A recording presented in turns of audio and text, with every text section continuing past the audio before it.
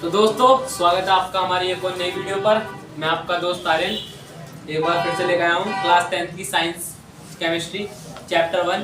ठीक है, काफ़ी दिनों से वीडियो आई भी नहीं है, तो नई वीडियो के ज़रिए से लेकर आए हम ये माध्यम से नई वीडियो। ठीक है ना। तो अब से जो है वीडियो जो है हमारी जो है ऑफलाइन ही आ करेगी 10th क्लास की। ऑनलाइन हमने जो है लाइव क्लास डालना बंद कर दिया है, क्योंकि ऑफलाइन से हमें ज़्यादा अच्छा रिव्यू मिल गया है, तो हम ऑफलाइन डाल रहे हैं। और अगर हम ऑनलाइन डाल रहे हैं क्लास तो कोई लाइव में आते नहीं है, तो मेरा कराने का कोई फ़ायदा भी नहीं है। ठीक है ना। तो अब से जो आएगी क्लास जो आएगी, लेकिन क्लास लगातार आएगी, जो आएगी हमारे पास कैसी ऑफलाइन में। ठीक है। सबसे पहले हेडिंग से स्टार्ट कर देते हैं। आज हम इसे रफ कर देते हैं। पहले ऑफलाइन का कराया था ये हाई स्कूल का, इतना पोर्शन नहीं है। हाँ, और बाकी जितने भी लोग हैं सही वीडियो को लाइक कर दीजिए और अपने आसपास में जो भी है सबको शेयर कर दीजिए वीडियो को बढ़िया तरीके से। ठीक है, तो चलो लिखते हैं। पहले हेडिंग डाल लेते हैं, आफ्टर भी तो खत्म हो गया। Class 10th science chemistry chapter 1।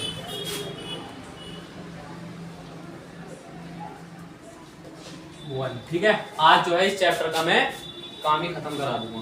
कहने का मीन्स आज ये चैप्टर फाइनली हो जाएगा। ठीक है, कुछ ही हेडिंग रह रही है और ये हमने ये चैप्टर का जो पार्ट है पांचवा पार्ट है, हमने अदरवाइज इससे पीछे की जो भी रिएक्शंस वगैरह आज जो कराऊंगा वो मैंने पिछली वीडियो में करा रखी है, तो उन्हें भी आप चाहें तो जाकर देख सकते हैं। ठीक है, तो चलो पहले डाल लेते हैं।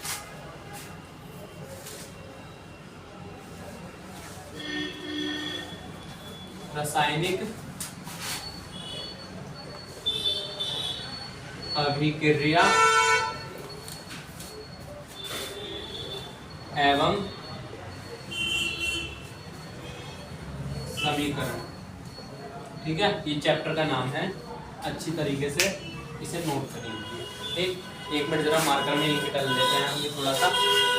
और बाकी जितने भी लोग आए हैं नए पुराने सब जो है वीडियो को लाइक कर लीजिए, और चैनल पे जो भी नए लोग आए हैं वो चैनल को सब्सक्राइब कर लीजिए बढ़िया तरीके से। ठीक है ना। आज ही करेंगे, आज हम इस चैप्टर को निपटा ही देंगे, कहने का मीन्स खत्म ही कर देंगे। ठीक है, एक मिनट जरा थोड़ी इंक डालना है इसमें। लेवल इंक का है।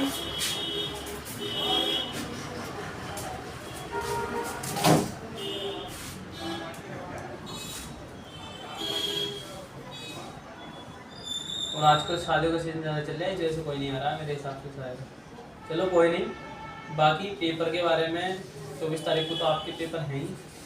ठीक है ना, तो बढ़िया तरीके से तैयारी करो। जो भी लोग हैं सारे के सारे एक पेपरों में अच्छी तरीके से नंबर से लाओ, पास करो। और मुझे यहाँ के बताना कि किसकी क्या रहा है। ठीक है ना। जो भी है हमारी लाइफ पे जो चल रहे हैं, और अदरवाइज अगर जो भी आए वो ज़रूर से ज़रूर बता दें कि उनका पेपर में क्या रिजल्ट रहा। ठीक है ना। और जब तक पेपर होंगे तब तक तो सिलेबस खत्म ही हो जाएगा, और अपने पास से भी थोड़ी प्रैक्टिस करते हैं। ठीक, तो चलो अच्छी तरीके से। अब आज की सबसे पहले हम क्या कराए थे, अभिक्रियाओं के प्रकार कराए थे। ठीक है, अब डालो संचारण। यह अभिक्रिया के प्रकार से अलग है, इसे क्वेश्चन नंबर 5 करके डालना है। ठीक है ना।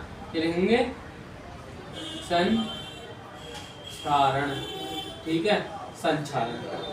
संचारण का मीन्स क्या होता है। ठीक है, सबसे पहले हम चीज क्या पढ़ लेते हैं, संचारण। संचारण का जो मीन्स होता है वो होता है हमारा गलना, किसी चीज का गलना, वो क्या कहलाएगा, संचारण कहलाता है। ठीक है, तो चलो इसमें लिखेंगे जब कैसी आ रही है, जब कोई धातु, ठीक है, धातुओं के बारे में अगला चैप्टर उसमें भी हम पढ़ेंगे, लेकिन धातु जैसे मान लो लोहा हो गया, कॉपर मतलब तांबा, ठीक है ना, एल्यूमिनियम वगैरह ये चीजें सब धातु होती है जो चमकदार है, या फिर अदरवाइज जैसी चीजें ठोस जो होती है ये धातु होती है। ठीक है, जब कोई धातु की वस्तु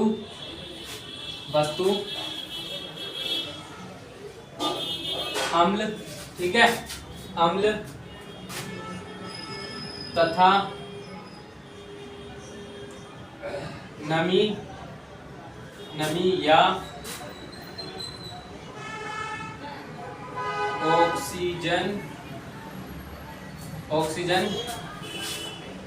के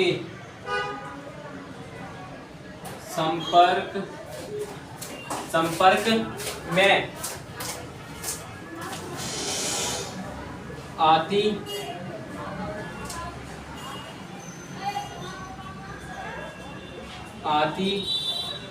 है तो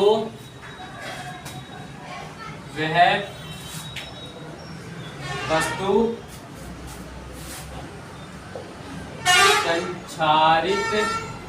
संचारित ब्रैकेट में लिख लो गलना, ठीक है, संचारित हो जाती है,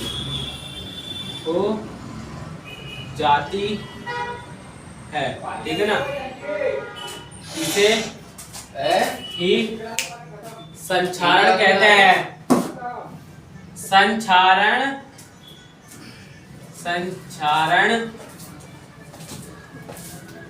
कहते हैं,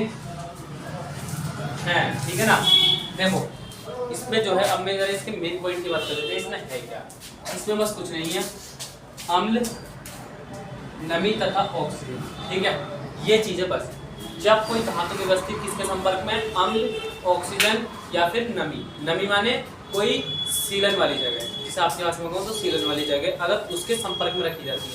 एग्जाम्पल के तौर पे मान लो आपके अगर कोई छत पे कोई लोहे का गेट या फिर सीढ़ी वगैरह लगाई होती है, ठीक है, तो वो हमेशा क्या रहती है, पानी में रहती है। जब बारिश पड़ती है तो पानी में रहती है और गीली रहती है और ऑक्सीजन के संपर्क में रहती है, ठीक है। जिससे क्या होता है, उसके ऊपर एक ब्राउन कलर की परत चढ़ जाती है, ठीक है, जो क्या होती है उसे ही हम क्या कहते हैं, संचारण की क्रिया कहते हैं, उस ब्राउन कलर की परत को, ठीक है, बड़े तरीके, ठीक है। अब लिख लेते हैं, इसके बाद इसमें उदाहरण लिख लेते हैं, ठीक है ना। देखते हैं किस किस चीज पे लगती है हमारी। तो सबसे पहले लिख लेते हैं यहाँ पर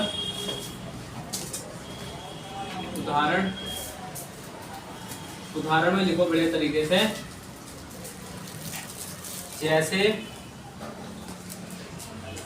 लोहे पर जंग, ठीक है, जैसे लोहे पर जंग लग जाना, ठीक है ना, लोहे पर जंग लग जाना। और ये किस चीज की, एक चीज और होती है, कॉपर पर हरी परत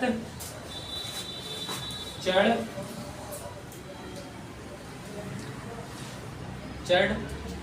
जाना, ठीक है। ये इसके उदाहरण, जिस प्रकार कॉपर पे चढ़ती है हरी परत, वो भी नमी और उसके द्वारा चढ़ती है, नमी अम्लता वगैरह के द्वारा, और लोहे पर भी जो जंग चढ़ती है वो भी अम्ल के द्वारा ही चढ़ती है, ठीक है ना। तो देखो, अब आशा करता हूँ आपको समझ में आ गया होगा। तो आप क्या करते हैं, हम बड़े तरीके से इसका अगला क्वेश्चन करा देते हैं, ठीक है ना, बड़े तरीके से अगला क्वेश्चन करा देते हैं।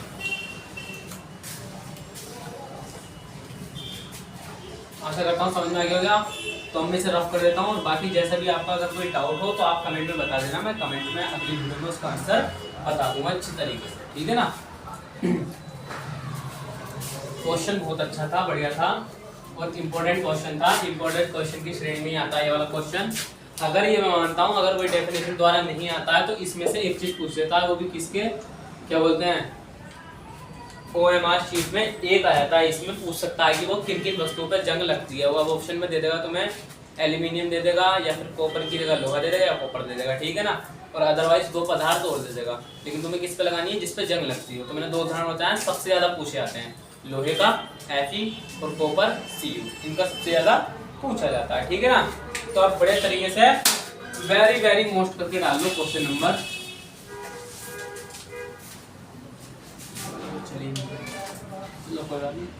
बड़े करके डाल रहे हैं यहाँ पर क्वेश्चन। विकृत गंधिता, ठीक है, विकृत गंधिता। अब देखो, विकृत गंधिका से हम नाम से समझ लेते हैं, ये है विकृत माने क्या है, प्रकार का किसी चीज का खराब हो जाना, ठीक है ना, किसी चीज का खराब हो जाना। गंधिता माने उसके अंदर से गंध आना, किसी चीज का खराब होकर उसके अंदर से गंध आना, वो क्या कहलाएगा? विकृत गंधिता का टाइप कहलाएगा। ठीक है, विकृत गंधिता कहलाता है। ठीक है, तो चलो हम लिख देते हैं यहाँ पर। ठीक है, लिखो तेल तथा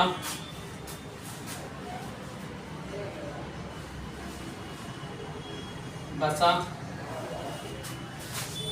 युक्त, युक्त मीन्स क्या हो गया? उसके अंदर तेल या बसा कोई ऐसा पदार्थ होगा जिसके अंदर तेल या बसा होगी। ठीक है, तेल तथा बसा युक्त खाद्य पदार्थ को, ठीक है, खाद्य पदार्थों को ऑक्सीजन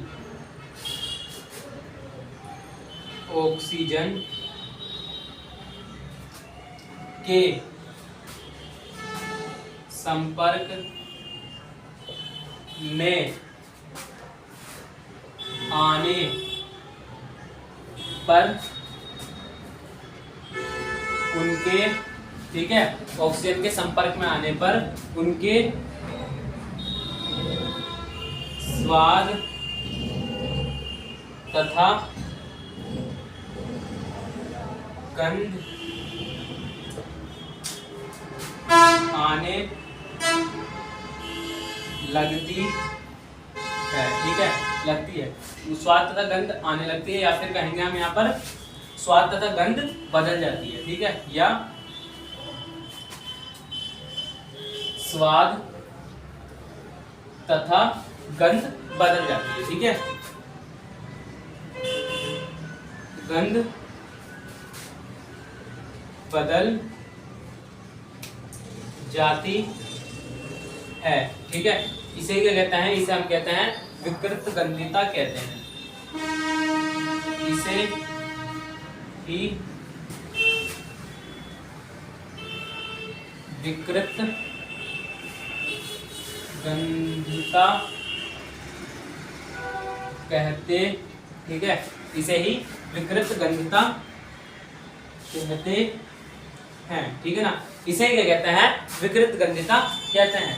जैसे इसमें मेन पॉइंट क्या है? तेल तथा खाद्य पदार्थ। ठीक है, तेल तथा खाद्य पदार्थ, जैसे कोई भी चीज मान लो, जैसे चिप्स वगैरह हो गए, कुरकुरे वगैरह हो गए, इनके अंदर तेल तथा खाद्य पदार्थ होते हैं। ठीक है ना, खाद्य पदार्थ होते हैं। अगर आप क्या करोगे, इन्हें ज़्यादा लंबे समय तक या फिर इसे ऑक्सीजन के संपर्क में रखोगे, आपने देखोगा पैकेट में जब भी ये रहता है, पैकेट में ये जब भी रहता है तो ये हमेशा सही रहता है, क्योंकि उस समय उसके पास ऑक्सीजन नहीं होती है। ठीक है, लेकिन जब हम इसे पैकेट से बाहर रखेंगे तो क्या होगा? ये ऑक्सीजन में नमी के संपर्क में आ जाएगा, जिससे ये क्या होगा? इसके स्वाद तथा गंध बदल जाते हैं। ठीक है ना, तो इसी क्रिया को कहते हैं विकृत गंधिता कहते हैं। और ये चीज चिप्स वगैरह में तो होती है, और साथ में हमारे जो घरों में चिप्स या पापड़ कचरी वगैरह होते हैं, ये उनके अंदर भी ये वाली जो है क्रिया पाई जाती है, जिसे हम कहते हैं विकृत गंधिता। ठीक है ना, चलो इसके बड़े तरीके से उदाहरण लिख लेते हैं यहाँ पर। उदाहरण के लिए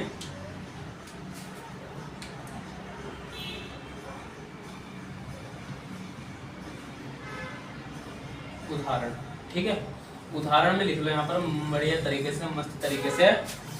जैसे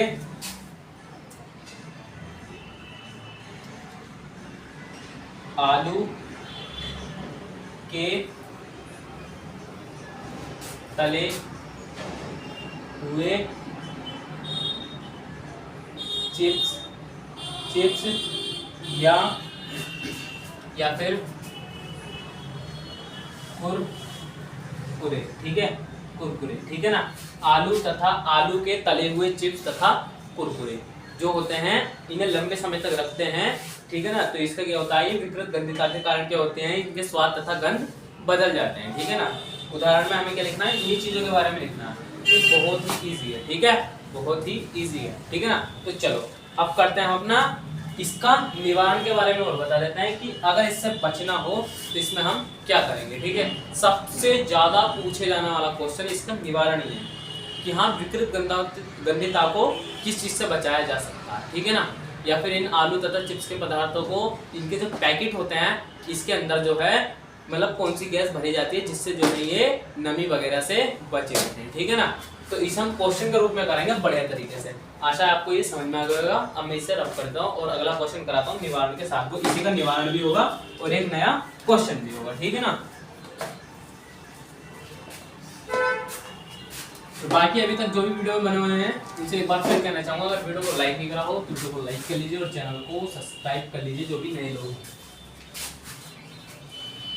चैप्टर बहुत बढ़िया चल रहा है इस समय, सबसे ज्यादा आने वाला चैप्टर है केमिस्ट्री में, बहुत ज्यादा आता है इसमें से भी, इस वाले चैप्टर में से, ठीक है।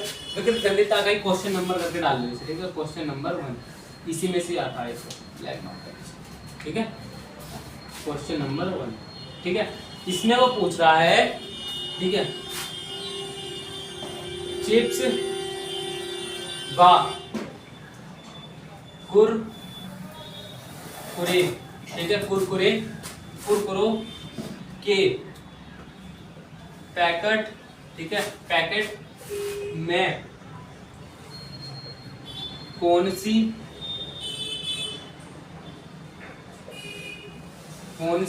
ठीक है, कौन सी गैस होती है, ठीक है। सबसे ज्यादा पूछने वाला क्वेश्चन है और ये आगे चल के भी आपकी लाइफ में कुछ काम देगा। जब भी आप जीके वगैरह पढ़ते हैं, जीके में भी ये क्वेश्चन आता है, ठीक है। या जनरल साइंस होती है उसके अंदर ये क्वेश्चन आता है। अदरवाइज अगर आप आगे चल के कोई भी नौकरी वगैरह पेपर देता है तो उसमें ये पूछ ही लेता है कि चिप्स और कुरकुरों के पैकेट में कौन सी गैस होती है। तो ये जो होगा विकृत गंधता का निवारण होगा, ठीक है। देखो क्या कहता है इसमें, हम देखेंगे चिप्स व कुरकुरों के, ठीक है, पैकेट में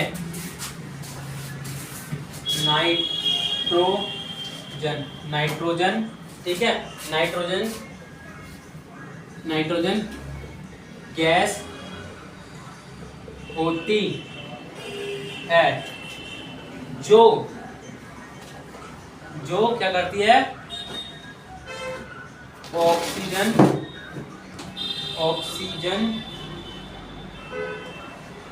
से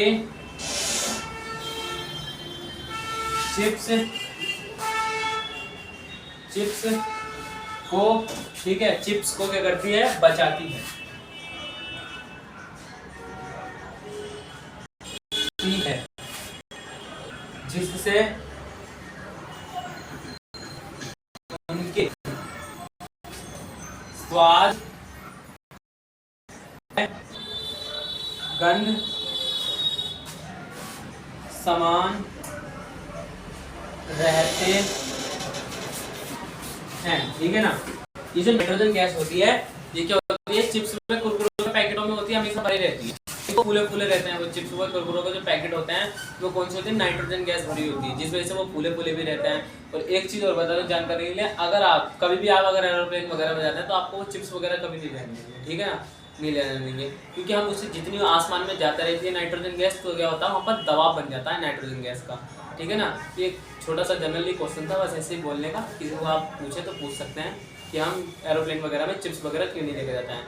इस वजह से नहीं लेके जाते हैं क्योंकि ज़्यादा ऊंचाई पे नाइट्रोजन गैस का दबाव ज़्यादा हो जाता है, जिससे वो कुरकुरे का पैकेट फट सकता है, डिस्ट्रॉय हो सकता है। इस वजह से कभी भी हवाई जहाज वगैरह में कुरकुरे चिप्स का पैकेट नहीं लेना, ठीक है ना। ठीक, तो ज़्यादा कुछ नहीं, बस यही था इसमें, लास्ट क्वेश्चन यही था। और बाकी जो है कुछ क्वेश्चन आंसर हैं इसके, अदरवाइज वो भी इसी में से ही हैं, विकृत गंधिता में से, और क्या बोलते हैं हमारे पास संचारण वगैरह में से, उन्हें हम आपको लास्ट में कराएंगे मोस्ट इंपॉर्टेंट क्वेश्चन की तरह, ठीक है। और आज जो है हमारा चैप्टर बिल्कुल फिनिश हो गया है। अब अगली वीडियो से जो हम कराएंगे आपको नया चैप्टर कराएंगे, जो है हमारा शायद आंखों का चैप्टर है, वाला नया चैप्टर हम आप सभी को कराएंगे, ठीक है। तो आशा करता हूँ आप सभी को वीडियो अच्छी लगी हो, और अभी तक जो भी वीडियो में बने हैं उनका बहुत बहुत धन्यवाद। और मैं आप सभी से अलविदा लेना चाहता हूँ। कल आपको अगली वीडियो में हम इसी समय और इसी जगह पर मिलेंगे हम आपको नए टॉपिक के साथ। धन्यवाद।